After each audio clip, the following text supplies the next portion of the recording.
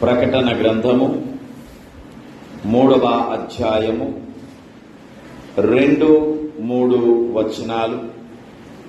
ఈ 16వ దినము కొరకు దేవుడు ఏర్పాటు చేసినటువంటి వాక్య భాగము జాగ్రత్తగా మెలకువగా ధ్యానిద్దాం.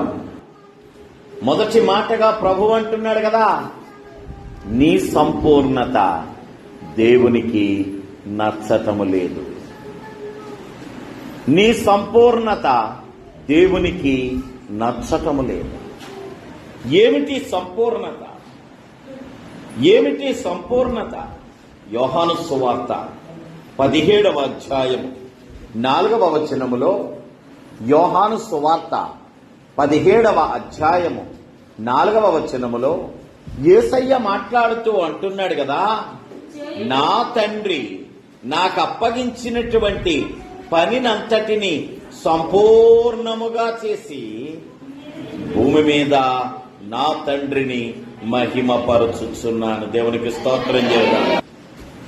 యేసయ్యకు దేవుడు ఒక పని అప్పగించి పంపించాడు. యేసయ్యను దేవుడు ఒక పాత్రగా తయారు చేసి పంపించాడు. ఈ లోకమునకు వచ్చిన యేసయ్య అంట దేవుడు అప్పగించిన పనిని ఎలా చేశాడంటే సంపూర్ణముగా చేశాడంట. దేవునికి స్తోత్రం చెప్పాడు. ఆ పనిని సంపూర్ణము చేయుట ద్వారా యేసయ్యకు కాదు ఘనత, దేవునికే ఘనత తెచ్చాడట. దేవునికే మహిమ తెచ్చాడట.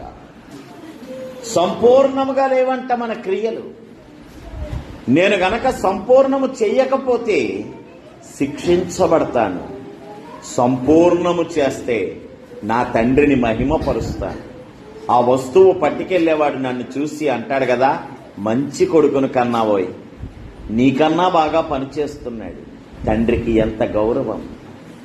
ఈరోజు లోకములో ఉన్న అతిపెద్ద సమస్య ఏంటో తెలుసా? క్రీస్తు అంటే అందరికీ ఇష్టమే, క్రైస్తవులంటే లోకానికి ద్వేషము. ద్వేషము కూడా కాదా మాట, అసహ్యము. ఎందుకో తెలుసా? క్రీస్తు నామమునకు అవమానము తెచ్చేలాగా అసంపూర్ణమైన కార్యములు కలిగినవా. నీవు సంపూర్ణునిగా కార్యములు చేస్తే దేవుడు మహిమపరచబడతాడు.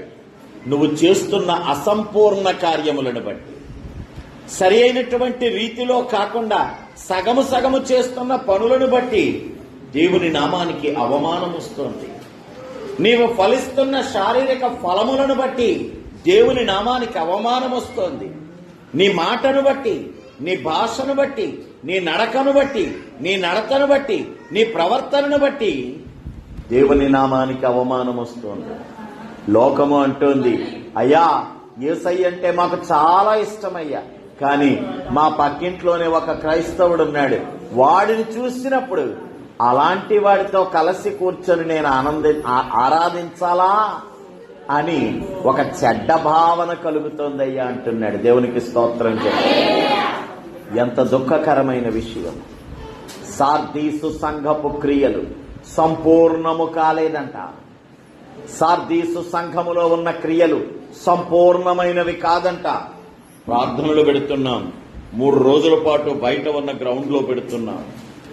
ప్రార్థనలు పెడుతున్నాం, పాస్టర్ గారు వెనకాతల బ్రహ్మాండమైన సెట్టింగ్ వేస్తున్నాం. సంవత్సరానికి ఒక 20 మందికి బాప్తిస్మం ఇచ్చి సంఘములోకి తీసుకువస్తున్నాం. అప్పుడప్పుడు పేదలను విధవలను జ్ఞాపకం చేసుకుంటున్నాం. ఇలాంటి ఎన్నో కార్యాలు నీలో ఉన్నాయి, గాని నీ హృదయము ఎక్కడ ఉంది? లోకము గుర్తించేలాగా కార్యాలు చేస్తున్నావు, లోకములో ఘనత కొరకు కార్యాలు చేస్తున్నావు. దేవుడు అప్పగించిన పని నేను కాదంటం లేదు. ఆదిమ సంఘము ప్రతిరోజు ఇంటింటా కూడుకొనుచు రొట్టె విరుచుచు దేవుని మహిమపరిచారు. ఆ తరువాత పౌలు గారి కాలము చివరి నాటికే సమాజ మందిరము కూడుకునేటువంటి దినాలు వచ్చేసాయి. ఇప్పుడు ఏంటో తెలుసా? చాలా చిత్రమైన మాట నీకు నేను చెబుతున్నాను. క్రిస్మస్ విశ్వాసులు క్రిస్మస్ రోజున మాత్రమే ముఖము చూపించే విశ్వాసులు మిగతా 51 ఆదివారాలు ఎక్కడా కనబడరు. ఆ క్రిస్మస్ రోజున మాత్రమే సన్నిధిలో కనబడతారు. ఎందుకో తెలుసా? సార్దీసు సంఘము వారి వలె లోకము ఎదుట గనులను ఎంచుకోవడానికి. దేవునికి స్తోత్రం చెప్పాలి. ఎవరి దృష్టిలో గొప్ప వాళ్ళం అవ్వాలి మనం? దేవుని దృష్టి.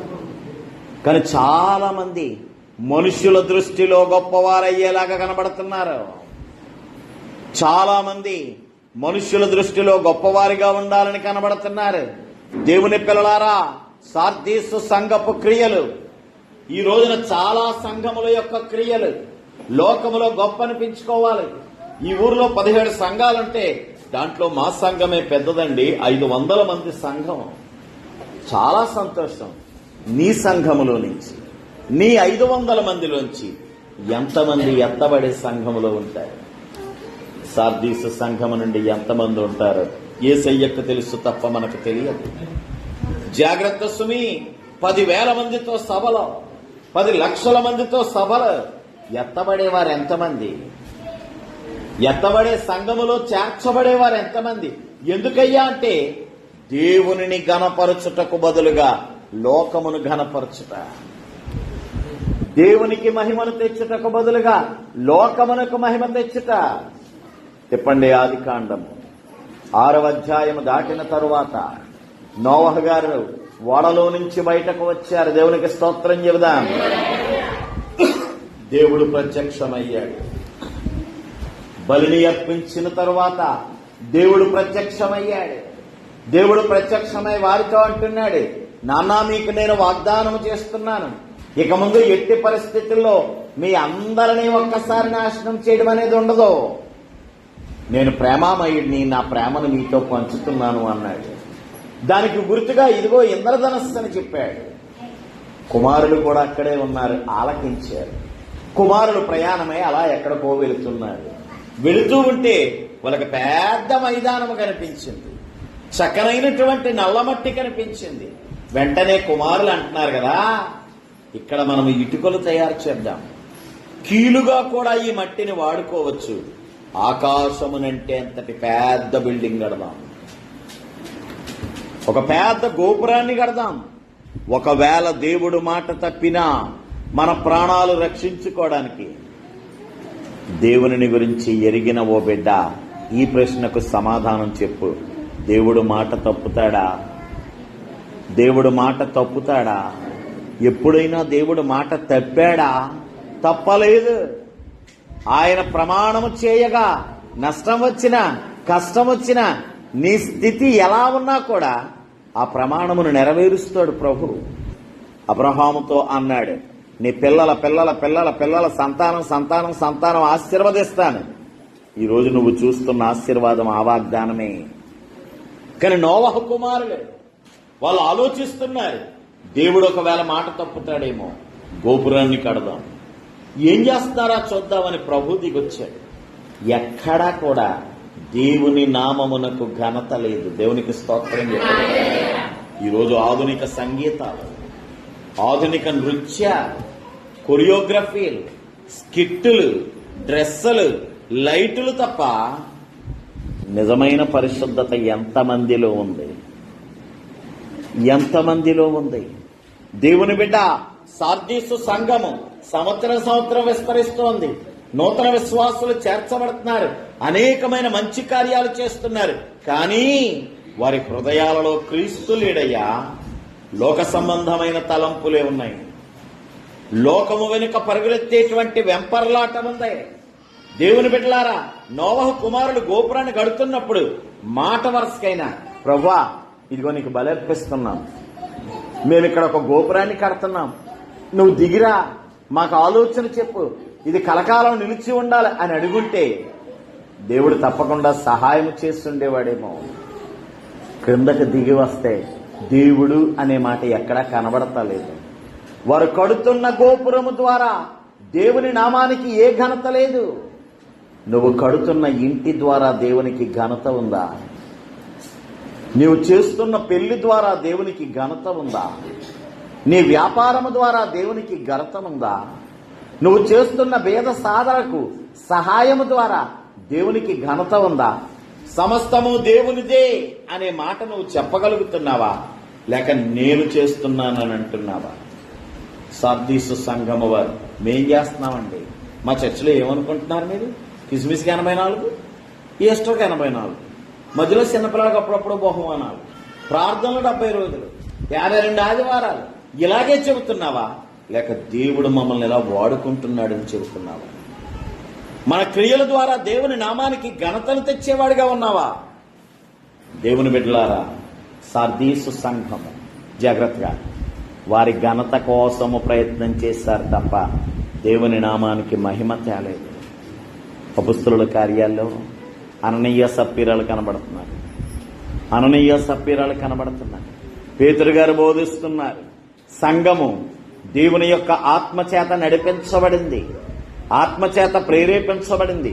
వెంటనే అక్కడ ఉన్న వాళ్ళందరూ కూడా అయ్యా సంఘానికి సహాయం చేయాలి కాబట్టి ఇదిగో నాకున్న ఎకరం పొలం అమ్మేస్తున్నాను, నా దగ్గర ఉన్న ఇంత ఆస్తి ఇచ్చేస్తున్నాను, నా దగ్గర ఉన్న ఇంత వెండి ఇచ్చేస్తున్నాను, నా దగ్గర ఉన్న ఇంత బంగారం ఇచ్చేస్తున్నాం అన్నాడు. అననీయ సప్పీరాలు ఇవ్వాల్సిన అవసరతే లేదు. పేతురు గారు ఇమ్మని కూడా చెప్పలేదు.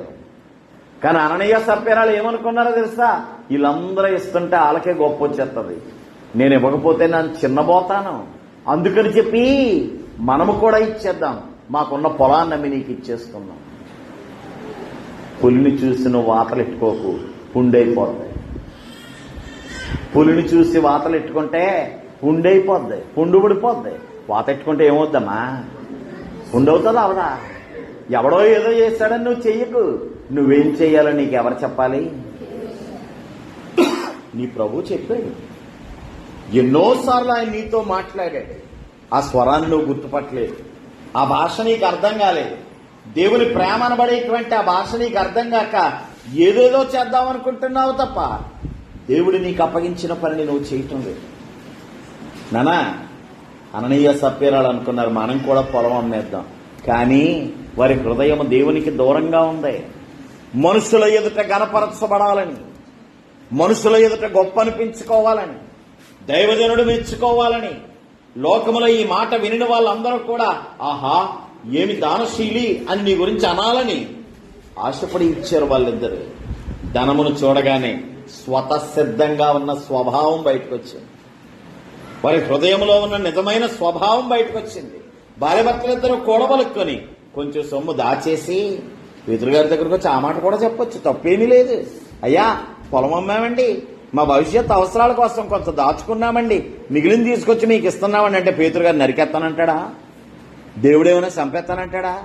పేతురు స్పష్టంగా అడుగుతున్నాడు, అసలు వీళ్ళ హృదయం ఏంటో తెలుసుకుందామని. ఏమన్నా ఇంతకే అమ్మారా?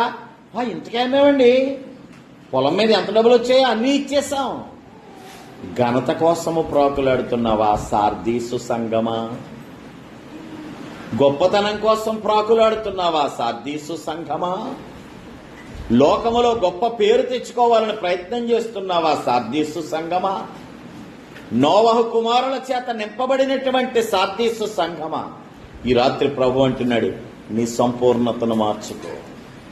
నీ దగ్గర ఇంకా కొన్ని కార్యాలు మిగిలిన్నాయి, ఇంకా కొన్ని కార్యాలు మిగిలిన్నాయి.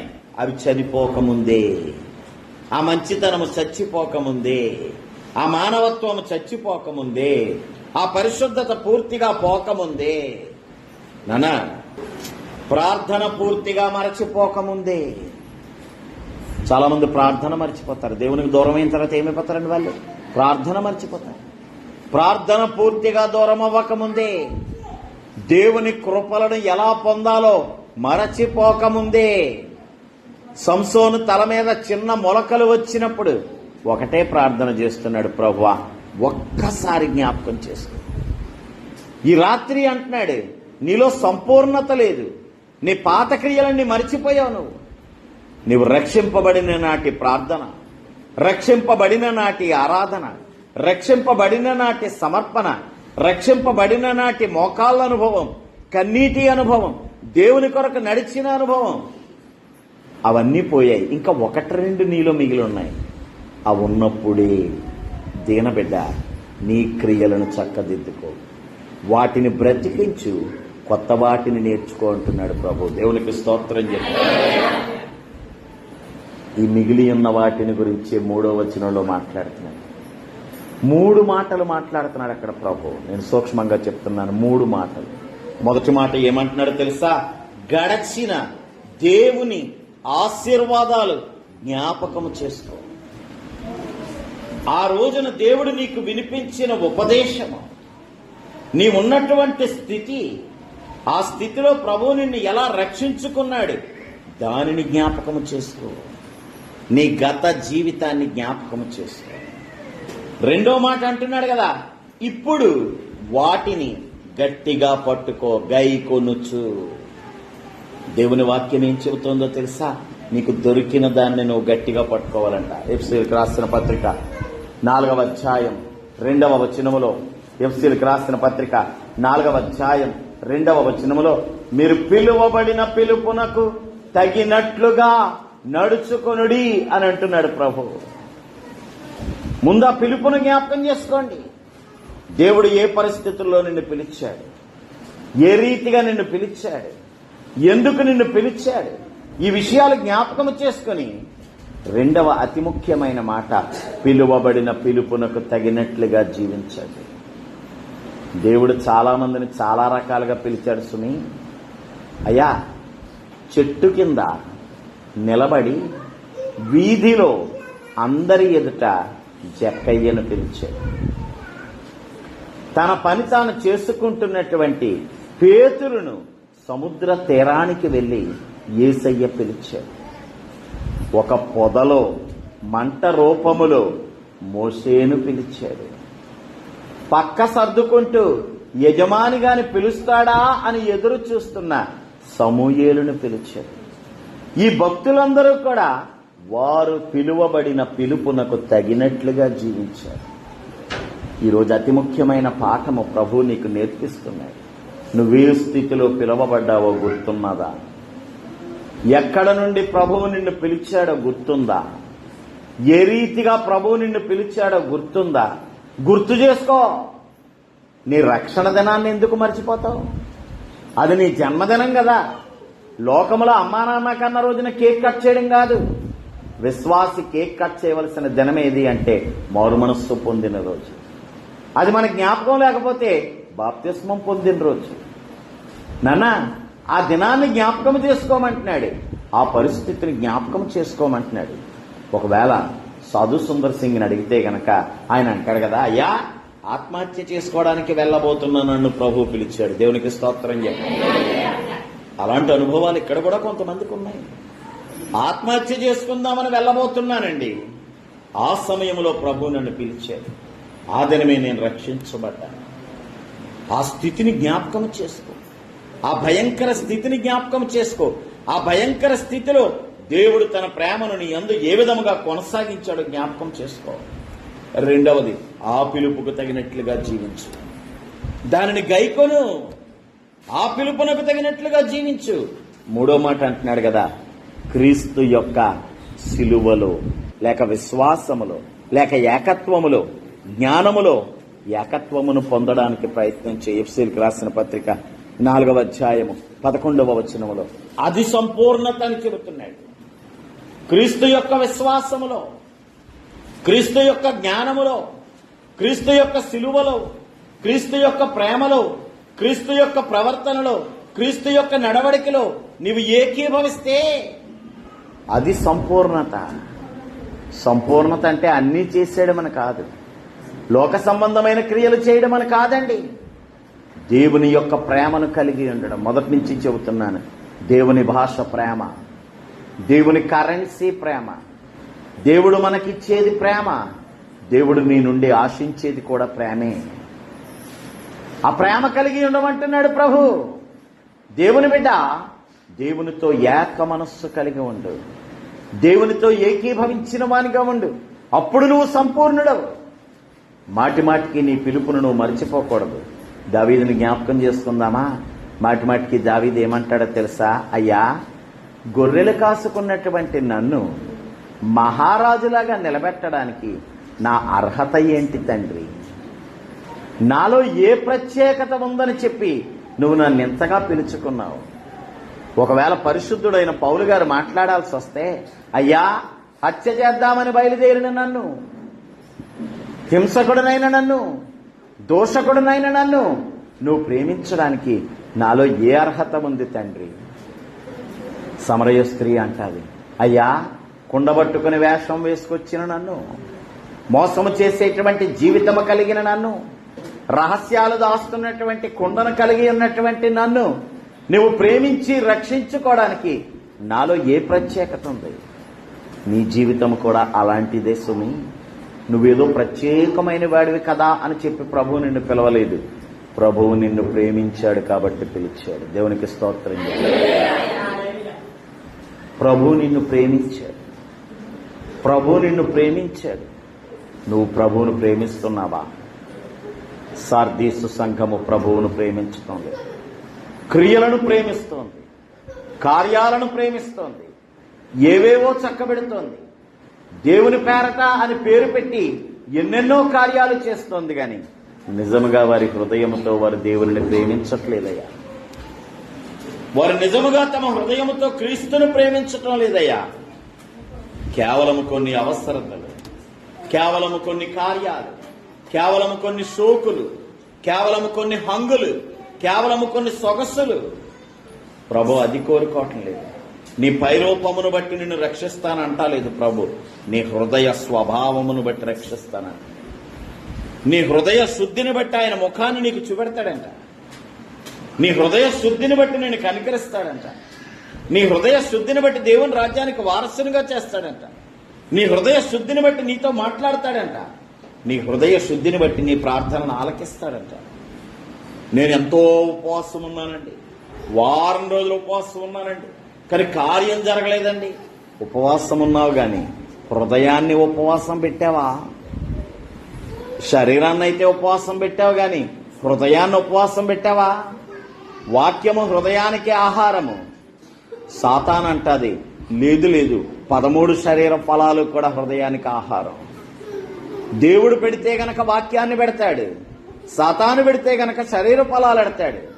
అమ్మ పెడితే ఆరోగ్యకరమైన ఆహారం పెడతాది.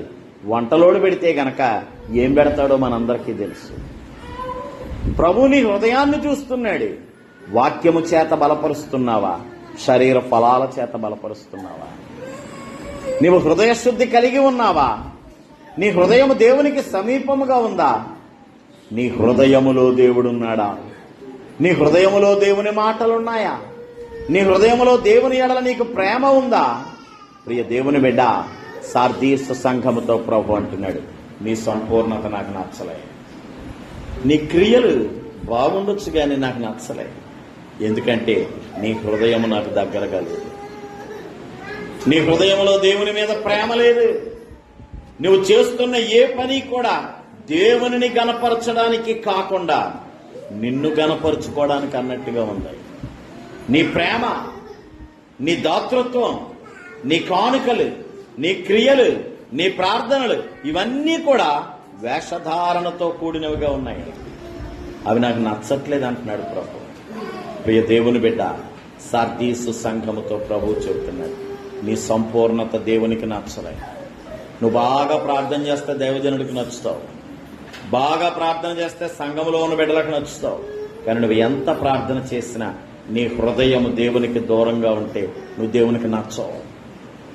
హృదయమును దేవునికి ఇవ్వకుండా, హృదయమేనండి అతి ముఖ్యమైనది, దాన్ని దేవునికి ఇవ్వకుండా నోటితో ప్రభువా ప్రభు అని పిలిస్తే ప్రభు అంటున్నాడు, ప్రభువా ప్రభు అని పిలిచే ప్రతి ఒక్కడు పరలోక రాజ్యానికి చేరడు. కానీ ఎవరైతే నిజముగా హృదయ శుద్ధి కలిగి ఉంటారో వారు మాత్రమే పరలోక రాజ్యానికి చేరతారు. ఎవరైతే నిజముగా సిద్ధపాటు కలిగి ఉంటారో వారు మాత్రమే పరలోక రాజ్యానికి చేరుకుంటారు. దేవుని బిడ్డ, ఈ రాత్రి ప్రభు అంటున్నాడు, సంపూర్ణుల మగులాగున, సార్దీసు సంఘము వలె కాకుండా సంపూర్ణుల మగులాగున దేవుడు నిన్ను దీవిస్తానంటున్నాడు. ఈ 40 రోజులు వాక్యము చేత చెక్కి చెక్కి చెక్కి నిన్ను సరిచేసి సంపూర్ణునిగా మారుస్తానంటున్నాడు. దేవునికి ఇష్టునిగా మారుస్తానంటున్నాడు. నీ క్రియలు దేవుని చేత అంగీకరించబడేలాగా మారుస్తానంటున్నాడు.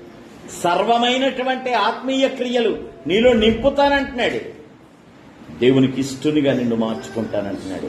అతి మంచి కృప ప్రభువు మనందరికీ దయచేయునుగాక.